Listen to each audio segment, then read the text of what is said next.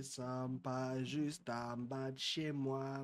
J'aime. Aujourd'hui, je suis de bonne humeur. On va faire le point sur le marché crypto et vous allez voir que le Bitcoin risque vraiment d'aller exploser l'ATH dans les prochaines semaines. On va faire le point sur toute l'actu crypto, on va faire le point sur le marché crypto, on va regarder tout ce qui est dominance, le Bitcoin, on va aller tracer des traits un peu à droite à gauche. Bref, reste jusqu'à la fin de la vidéo pour ne rien rater. Mais avant tout, tu t'abonnes, tu actives la cloche et tu laisses un like. Parce que si tu t'abonnes pas et que tu n'actives pas la cloche, tu ne seras pas notifié à chaque fois que je sors une vidéo. Et ce sera très probablement la dernière fois que tu me vois. Donc tu t'abonnes, tu actives la cloche et tu laisses un like pour ne rater aucune opportunité du marché crypto. Avant tout, je tenais à remercier Crypto News d'être le sponsor de cette chaîne YouTube. Crypto News, c'est quoi? C'est le site d'actualité crypto numéro 1 en France. Tu auras pas mal d'actu altcoin, Bitcoin, ETH. Tu auras des outils, des comparatifs d'exchange, tu auras les pre-sales, etc. Là, par exemple, tu peux voir trois graphiques qui montrent que 100 000 $ seraient atteints avant début 2025. Et quand tu cliques, tu as tout ce qui est graphique, etc. Il t'explique comment ça fonctionne. Si tu veux devenir un collab dans le monde de la crypto-monnaie, tu as le lien de Crypto News en description et en commentaire épinglé. On a le Bitcoin qui se situe aux alentours des 60 680, sauf qu'il y a quelque chose qui est quand même assez intéressant, c'est que si on se met en 1 heure ici, on a quelque chose qui s'appelle un bull flag. Donc si on trace ici et qu'on prend aussi ici on a une hausse, donc hausse, hop, petit pullback dans cette zone ici, puis on est revenu et on rentre dans un triangle. Ce qui se passe, c'est qu'on risque du coup de repartir à la hausse et pourquoi pas arriver aux alentours des... Alors si je prends le rectangle, alors pourquoi pas aller du coup, vu qu'ici on a eu un double top, donc un top, deux tops pour repartir à la baisse ensuite, prendre le triangle ici, arriver dans cette zone ici me semblerait pas déconnant. Donc si on break à la hausse le triangle, qui est du coup ici, on arriverait du coup dans la zone des 64 voire 65 000 $. Sinon, si malheureusement on se fait rejeter ici, on arrive pullback, on redescend, on pourrait redescendre dans la zone des du coup ici entre 57 et 55 000 $.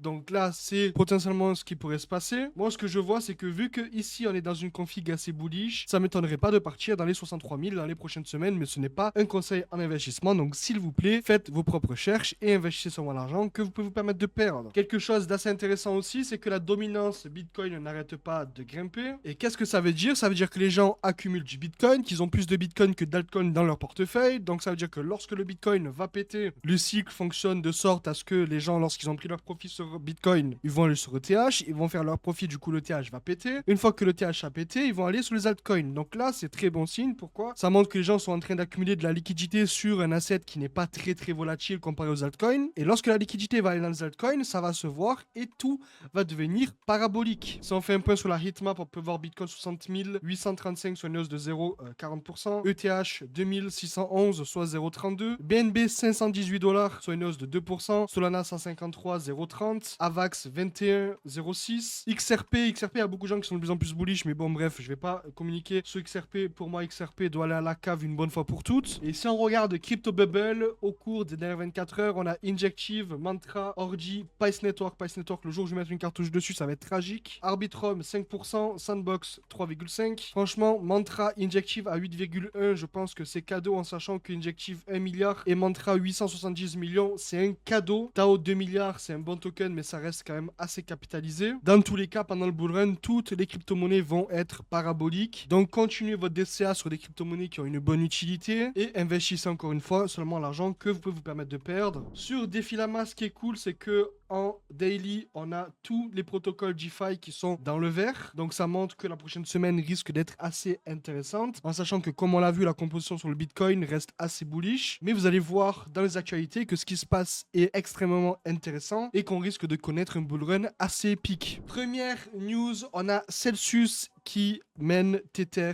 en justice et il demande l'équivalent de 2,4 milliards d'équivalents en Bitcoin. Et on a un communiqué du PDG de Tether qui explique du coup la situation.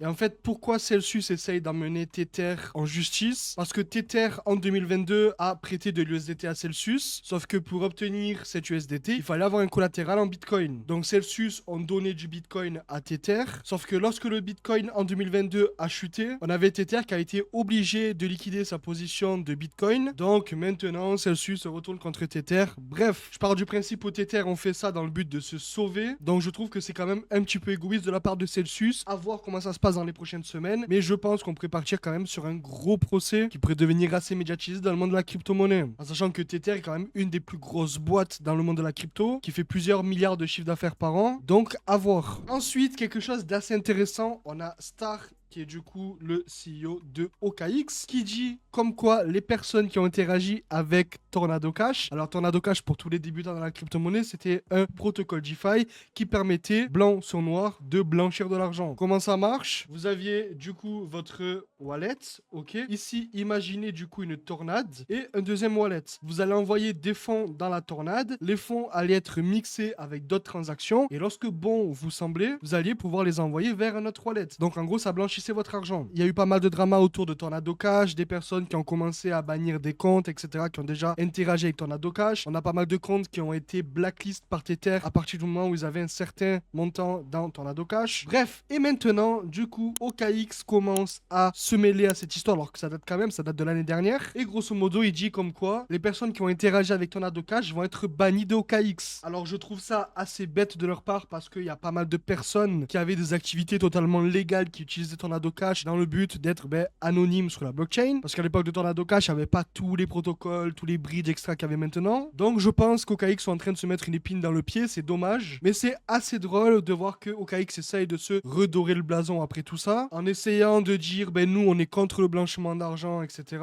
En bannissant des gens qui ont interagi avec Tornado Cash, alors que Tornado Cash, ok, était utilisé par tout ce qui est mafia, etc. Donc si vous avez déjà utilisé Tornado Cash, faites attention, parce que si OKX commence, il se peut qu'il y a d'autres exchanges qui se mêlent. Ensuite, petit article assez sympathique, on a la Turquie qui voit un record de 47 entreprises crypto qui demandent des licences turques sous les nouvelles régulations. Alors il faut savoir que, pour ceux qui ne sont pas au courant, la Turquie est quand même un hub qui est en train de se développer dans la crypto. En Turquie, vous allez pouvoir changer votre crypto en cash, acheter des billets en crypto, etc. Bref, la Turquie, dans les prochains mois, les prochaines années, pourrait devenir vraiment un très gros hub crypto. Et on a 47 entreprises crypto qui sont en train de demander leur licence en Turquie. Donc c'est extrêmement bullish pour la Turquie et les activités crypto qui aura lieu du coup dans ce pays. Ensuite, comme on peut le voir ici, un visuel de CoinMarketCap qui nous montre comme quoi les prochains mois pourraient être extrêmement bullish. Pourquoi? En 2020, on a eu août en vert, septembre en rouge, puis 3 mois de vert, dont le mois de décembre extrêmement bullish. Donc c'était l'année du halving, ok?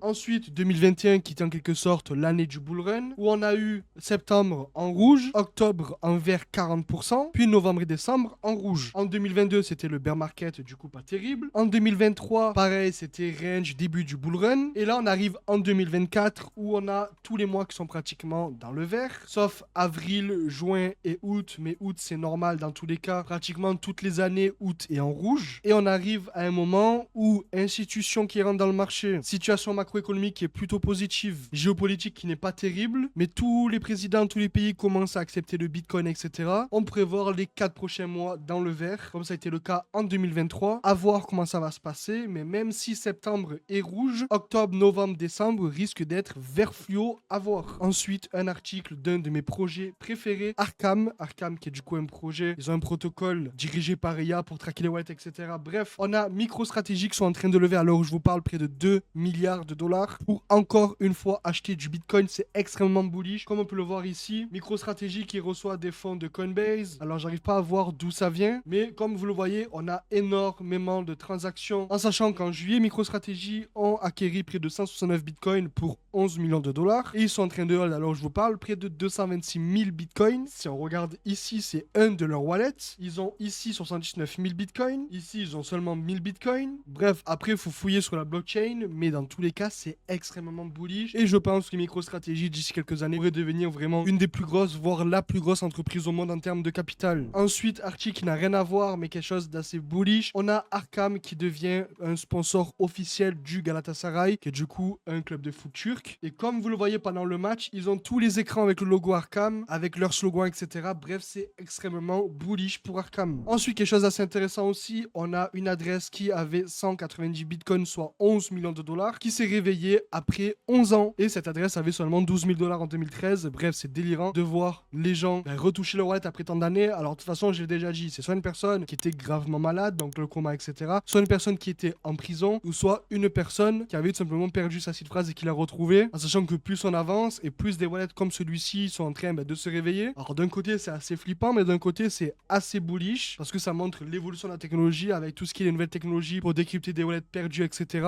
On a Tether qui ont gelé 2 adresses, une avec 6,4 millions et une avec 10 millions de dollars. Alors je vous vois venir, oui, mais pourquoi Tether freeze des wallets? Ils ont pas le droit de faire ça, c'est pas leur fonds, etc. Tether freeze des fonds pour plusieurs conditions, mais les principales sont des wallets qui sont liés à des activités illégales. Donc lorsque les wallets sont remontés, ils sont gelés pour pouvoir récupérer les fonds. Et une fois que c'est fait, il y a du coup 2 possibilités pour l'owner du wallet. La première, c'est soit il garde les fonds avec un bounty, donc admettons il rend 9 millions, il en garde un, ou soit l'owner il n'est pas connu ou il est décédé, etc. Et les fonds resteront comme ça. Mais ça évite du coup le déplacement des fonds, potentiellement une manipulation par la suite, etc. Ou même si de même vous faites voler des fonds et que par malheur pour le hacker, il garde les fonds en USDT, vous contactez Tether et Tether peut freeze aussi le wallet. Donc Tether, non, ne freeze pas les wallets comme ça pour le fun. Il freeze des wallets qui sont liés à des activités illégales pour la plupart du temps. Ensuite, super bullish, article de Bitcoin Archive, on a Poutine qui signe une loi afin de légaliser le mining de crypto et de Bitcoin en Russie. Alors il y a énormément d'articles à propos de ça, etc.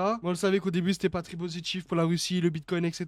Et plus on avance, apparemment Poutine est en train de retourner sa veste dans le bon sens. Donc ce serait quand même un très bon signe pour les BRICS. Si la Russie commence, ça pourrait être le cas dans les autres pays, etc. En sachant qu'on le sait déjà que le Brésil et l'Inde sont déjà vraiment super focus sur crypto, etc. Brésil qui sont d'ailleurs sur le point de lancer un ETF Solana. L'Inde, on a beaucoup de personnes, beaucoup de développeurs Web3, beaucoup de personnes qui sont dans la crypto, etc. Bref, ça c'est bullish pour le Bitcoin et surtout pour les BRICS. Ensuite, Salvador aussi qui serait sur le point de faire une des plus grosses performances dans le monde entier en mettant tous les criminels en prison, en cassant la corruption, en sauvant l'économie de son pays parce que plus on avance dans le temps et plus le Salvador accumule du Bitcoin. Ils sont actuellement aux alentours des 5800 Bitcoin. Donc c'est assez bullish de voir qu'un pays qui était vraiment mal en point économiquement, mais littéralement se sauver grâce au Bitcoin. On a aussi un article ici où on voit la puissance des ETF Bitcoin. Depuis le lancement des ETF Bitcoin, on a eu seulement un seul jour d'outflow sur l'ETF BlackRock. Donc ça montre que l'ETF est vraiment adopté, que la finance traditionnelle continue à accumuler du Bitcoin, etc.